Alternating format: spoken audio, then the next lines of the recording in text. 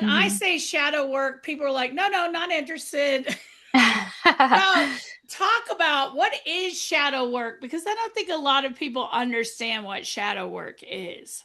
Yeah, I would love to. So, Carl Jung actually was and it's Jung, Jung. He was a psychotherapist that actually sort of pioneered this work eh, publicly. But I think a lot of people have been doing this, for ages before then, especially people that are into spirituality.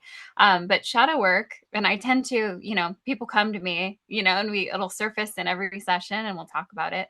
But shadow work is essentially befriending and learning to understand the parts of ourselves that we feel are unlovable. So when we notice a trigger that we have, being able to trace that trigger back down all the way to the root. Essentially, one trigger from our childhood can show up in so many different ways, but all have the same connecting thread. So while some people have a trigger around feeling left out, or they respond to someone, or they're opening up to someone and the person doesn't respond, or different things within this umbrella, it can have a trigger around abandonment, right? So essentially, it's going deeper and tracing that thread all the way to the bottom and saying, oh, that's what this is about. And, you know, it, people talk about the ego and ego death a lot. And I don't really agree with the concept of ego death.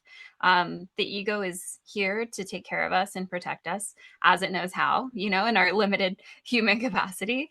And I'm more for ego integration. And so shadow work is a direct way to start integrating our ego.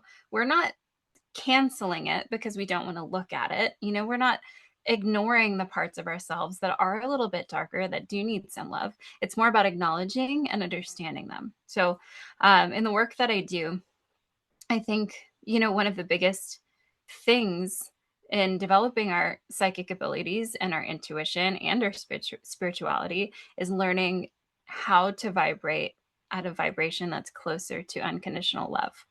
And we can't love things that we don't understand. We can't love things that we're choosing not to look at because we don't want to deal with it, right? So I think, it's not psychology. It has psychological principles, but the main theme is just learning to befriend and love the parts of ourselves that we don't like very much and don't want to pay attention to because they're painful. I love because me and you are very much aligned.